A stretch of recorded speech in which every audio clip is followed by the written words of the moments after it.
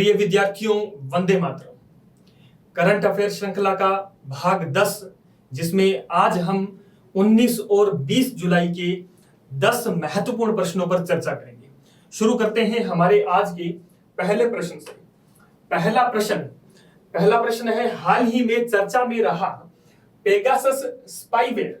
हाल ही में चर्चा में रहा पेगासस स्पाईवेयर क्या है? विकल्प है हमारे सामने। ए, एक प्रकार का मॉलवेयर है। बी, रक्षा मंत्रालय का रणनीतिक स्ट्रेटेजिक कार्यक्रम है। सी, डीआरडीओ द्वारा विकसित एक ड्रोन है। डी, सर्ट इंडिया का कंप्यूटर सुरक्षा कार्यक्रम है।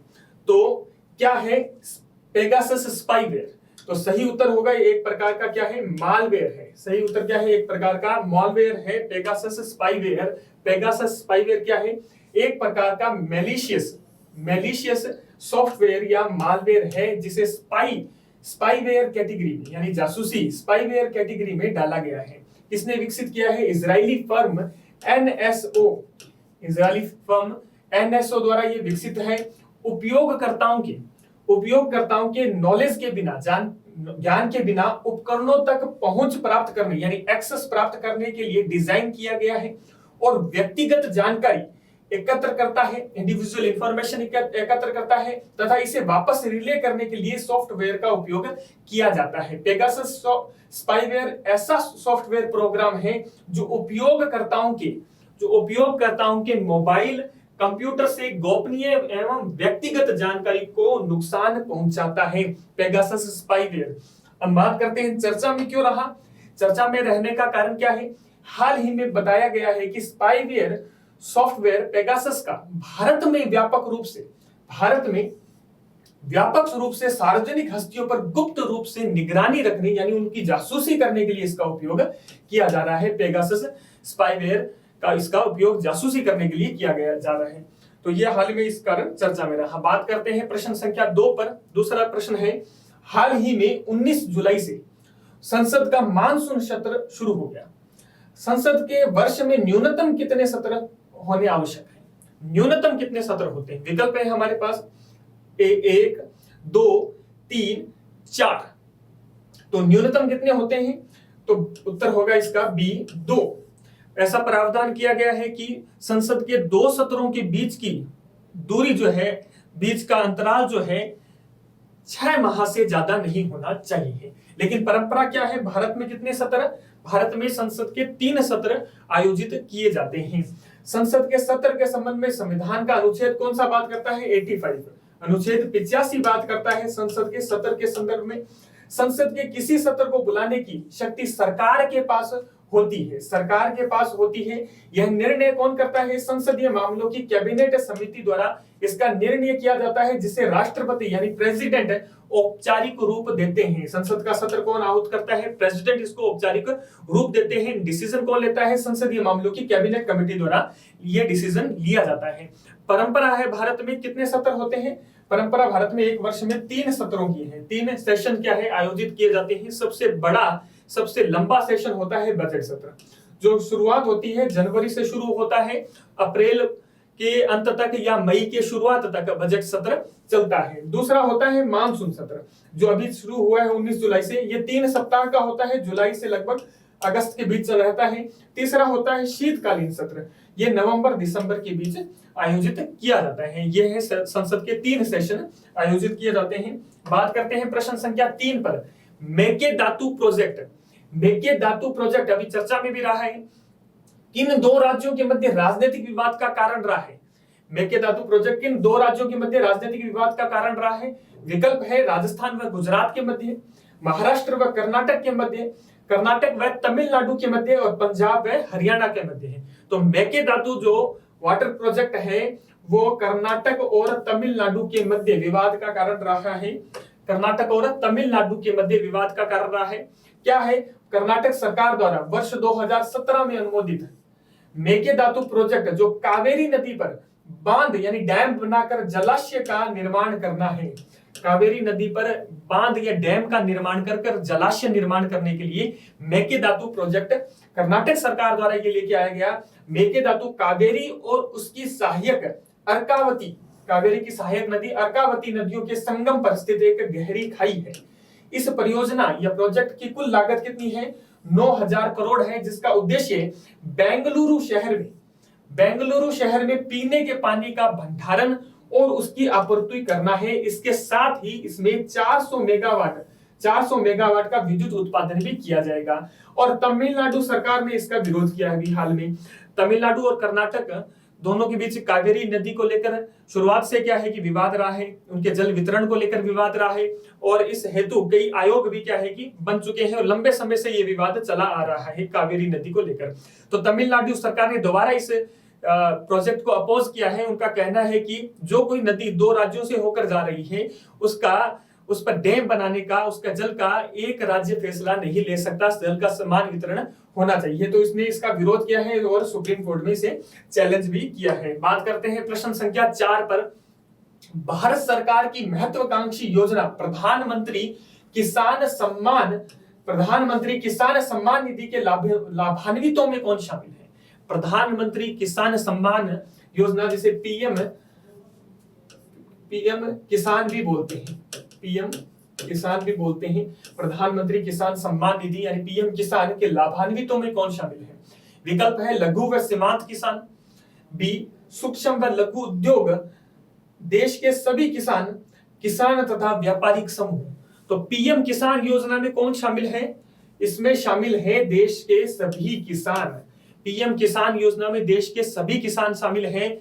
कैसे कि अभी इस योजना को लॉन्च किया गया था, तब इसमें क्या है कि जिनको शामिल किया गया था उनमें लघु व सीमांत किसानों को, इसमें जब योजना को लॉन्च किया गया तो लघु और सीमांत किसानों को शामिल किया गया था। लेकिन बाद में 31 मई 2019 में योजना का विस्तार किया गया और देश के सभी किसानों को इसमें अंदर शामिल कर लिया गया। बात करते हैं पीएम किसान या पीएम किसान सम्मान निधि के बारे में। तो 24 फरवरी 2019 को इस योजना को लॉन्च किया गया। गोरखपुर उत्तर प्रदेश से लॉन्च हुई। सेंट्रल सेक्टर स्कीम है। क्या है? सेंट्रल सेक्टर स्कीम है। देखिए, दो प्रकार की स्कीम होती है। एक होती है सेंटर स्पॉन्सर्ड स्कीम।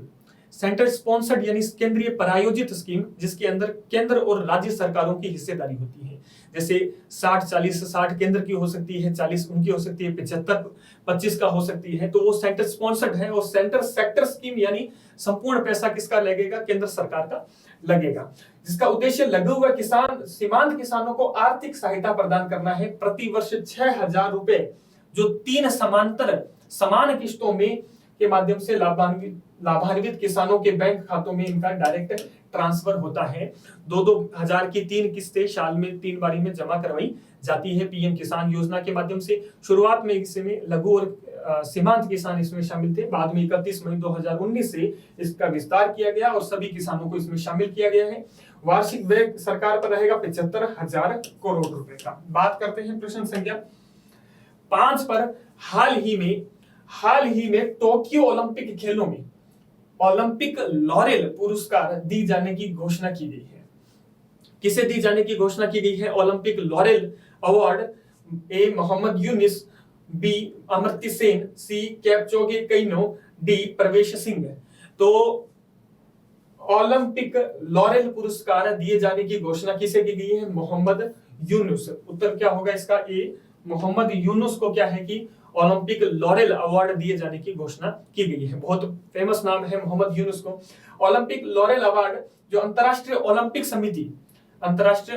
समिति आईसीसी द्वारा उन लोगों को सम्मानित करने के लिए, आईओसी द्वारा उन लोगों को सम्मानित करने के लिए दिया जाता है जिन्होंने खेल के माध्यम से शिक्षा, संस्कृति, विकास व शांति में महत्वपूर्ण उपलब्धि हासिल की हो। ओलंपिक लॉरेल अवार्ड के बारे में बात करें, इसकी शुरुआत की गई थी 2016 रियो ओलंपिक से इसका शुरुआत की गई थी। पहली बार रियो ओलंपिक 2016 में ये अवार्ड दिया गया। किसको दिया गया? केपचोगे केइनो को ये अवार्ड पहली बार दिया गया 2016 में। और 2020 अब जो ओलंपिक हैं 2020 के ओलंपिक 2021 में जो हो रहे हैं उसमें मोहम्मद यूनुस को ये अवार्ड दिए जाने की घोषणा की गई। मोहम्मद यूनुस एशिया जगत में और अंतरराष्ट्रीय रूप से ख्यात हस्ती रहे हैं। मोहम्मद यूनुस जिन्हें 2006 में नोबेल शांति पुरस्कार से भी नवाजा जा चुका है। बांग्लादेश ग्रामीण बैंक के संस्थापक रहे और गरीबों के मसीहा माने जाते हैं मोहम्मद यूनुस, कि उन्होंने गरीबों को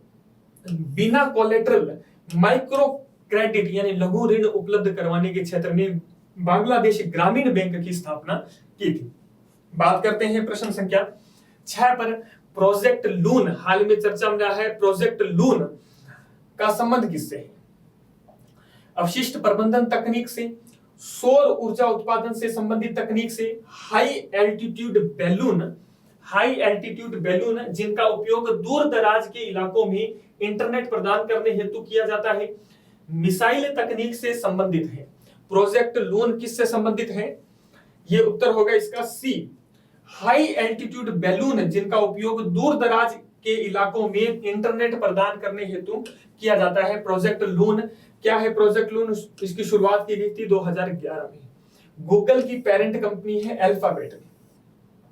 गूगल की पेरेंट कंपनी अल्फाबेट ने इसकी शुरुआत की थी। ये क्या होते हैं? हीलियम से भरे हुए गुब्बारे होते हैं जिन्हें समताप मंडल में लगाया जाता है, जो प्लास्टिक की पॉलीथीन से बने होते हैं। ये सौर पैनलों द्वारा संचालित व जमीन पर सॉफ्टवेयर द्वारा नियंत्रित होते हैं। उपयोग क्या है? रिमोट एरिया जो है, दूर दराज के जो इलाके हैं, वहां पर इंटरनेट अवेलेबिलिटी कराने के लिए इनका उपयोग किया जाता है। अभी हाल में चर्चा में क्यों रही? चर्चा में रहने का कारण है अमेरिका ने क्यूबा में हाई एल्टीट्यूड के माध्यम से लोगों तक इंटरनेट प्रसार की योजना बनाई है, जब वहां की सरकार ने इंटरनेट की पहुंच को अवरुद्ध कर दिया। अभी क्यूबा में क्राइसिस चल रहा है, पॉलिटिकल विरोध क्यूबा में देखने को मिल रहा है, चाहे वो कोविड-19 के कारण है, सरकार के प्रति लोगों की नाराजगी के कारण। तो अमेरिका ने वहां पर इन प्रोजेक्ट लून के तहत इस तरह इंटरनेट पहुंचाने का काम किया है। तो इसमें चर्चा में रहा है प्रोजेक्ट लून। बात करते हैं प्रश्न संख्या 7 पर। 7 है, राजस्थान का नया मुख्य खेल अधिकारी यानी चीफ स्पोर्ट्स ऑफिसर हाल ही में किसे नियुक्त किया गया है? विकल्प है ए वीरेंद्र पूनिया को, बी रमेश सिंह को, सी अजमल सिंह को, डी मीनू सोलंकी को। तो चीफ स्पोर्ट्स ऑफिसर बनाया गया है वीरेंद्र पूनिया को। उत्तर क्या होगा इसका? ए वीरेंद्र पूनिया को चीफ स्पोर्ट्स ऑफिसर बनाया गया है। हाल में विवादों में रहा था ये पद और आखिरकार वीरेंद्र पूनिया को इसमें चीफ स्पोर्ट्स ऑफिसर बनाया है। बात करते हैं वीरेंद्र पूनिया के बारे में। वीरेंद्र पूनिया पूर्व हैमर थ्रो के इंटरनेशनल खिलाड़ी रह चुके हैं और द्रोणाचार्य अवार्ड से सम्मानित हैं, गुरु वशिष्ठ अवार्ड से भी सम्मानित हैं और महाराणा प्रताप अवार्ड से सम्मानित हैं। वीरेंद्र पूनिया चूरू सादुलपुर सीट से कांग्रेस विधायक तथा पूर्व एथलीट कृष्णा पूनिया के पति भी हैं। कृष्णा पूनिया जिनका संबंध किससे है? डिस्कस थ्रो से जिनका संबंध रहा है। बात करते हैं प्रश्न संख्या 8 पर। राजस्थान में जैविक उत्पादों जो ऑर्गेनिक प्रोडक्ट हैं की खरीद बिक्री के लिए कृषि विभाग ने कौन सा ऐप अभी विकसित किया है? एग्रीकल्चर डिपार्टमेंट ने ऑर्गेनिक प्रोडक्ट के खरीद बिक्री के लिए कौन सा ऐप लॉन्च किया अभी? राजस्थान राज किसान जैविक app, Kisan Saathi app, organic Rajasthan app, Coromandel app. तो इसका सही उत्तर क्या है? सही उत्तर है राज किसान जैविक ऐप। राज किसान जैविक ऐप जिसको लॉन्च किया गया है। राज्य में जैविक उत्पादों की खरीद बिक्री घर बैठे आसानी से ऑनलाइन करने के लिए एग्रीकल्चर डिपार्टमेंट ने राज किसान जैविक ऐप, जैविक मोबाइल ऐप अभी विकसित किया है। तो इससे किसानों को भी लाभ होने वाला है, कंज्यूमर को भी लाभ होने वाला है, जो खरीदार है उसको लाभ होने वाला है। इस ऐप के माध्यम से राजस्थान राज्य जैविक प्रमाणीकरण संस्था में 90 जैविक उत्पादक समूह पंजीकृत है, जिनमें 20,000 से अधिक किसान जुड़े हुए हैं। उन सभी किसानों को इस ऐप के माध्यम से लाभ होने वाला है। किसान तथा उपभोक्ता को एक साथ एक मंच उपलब्ध करवाता है राज जैविक मोबाइल ऐप। बात करते हैं प्रश्न संख्या 9 पर। प्रश्न संख्या 9 है, सकल राज्य मूल्यवर्धन जीवीए जो है स्टेट का स्थिर कीमतों में 2020-21 स्थिर कीमतों में 2020-21 विनिर्माण क्षेत्र की कितनी हिस्सेदारी है? ए 28.15, बी 29.45, सी 42.40, डी 14.14। तो स्थिर कीमतों पर 2020-21 में मैन्युफैक्चरिंग इंडस्ट्री की हिस्सेदारी कितनी रही है? उद्योगों की हिस्सेदारी रही है 28.15%।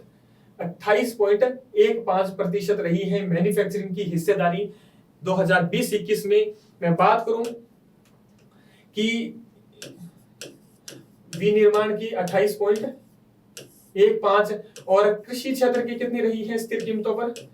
कृषि क्षेत्र की हिस्सेदारी रही है 29.45%। कृषि की हिस्सेदारी रही है 29.45% स्थिर कीमतों पर, और सेवा क्षेत्र की हिस्सेदारी रही है 42.40%। सेवा क्षेत्र की हिस्सेदारी रही है स्थिर कीमतों पर। ये रहा है आंकड़ा 2020-21 में। और प्रचलित कीमतों पर बात करूं मैं, प्रचलित कीमतों पर हम देखें तो कृषि क्षेत्र का रहा है 29.77%, उद्योग का मैन्युफैक्चरिंग का रहा है 24.80% और सेवा क्षेत्र का रहा है 45.43% रहा है प्रचलित कीमतों पर 2020-21 में। बात करते हैं अंतिम प्रश्न से। आज के अंतिम प्रश्न पर प्रश्न है, आर्थिक सर्वेक्षण 2020-21 प्रचलित कीमतों पर, आर्थिक सर्वेक्षण इकोनॉमिक सर्वे 2020-21 प्रचलित कीमतों पर राजस्थान में प्रति व्यक्ति आय कितनी है? प्रचलित कीमतों पर प्रति व्यक्ति आय कितनी है? Economic survey 2020-21। ए है 1,09,386, बी है 72,297, सी है 45,852, डी है 1,12,544। क्या है प्रति व्यक्ति आय प्रचलित कीमतों पर 2020-21 में रही है? उत्तर होगा इसका ए, 1,09,386 प्रति व्यक्ति आय रही है प्रचलित कीमतों पर। और स्थिर कीमतों पर बात करूं, स्थिर कीमतों पर रही है 72,297। स्थिर कीमतों पर 72,297 और प्रचलित कीमतों पर 1,09,386 क्या है प्रति व्यक्ति आय राजस्थान में रही है। इकोनॉमिक सर्वे 2020-21 ऐसा बोलता है। तो ये हमने 10 प्रश्न पूरे किए। कक्षा को विराम देते हैं। जय हिंद, जय भारत।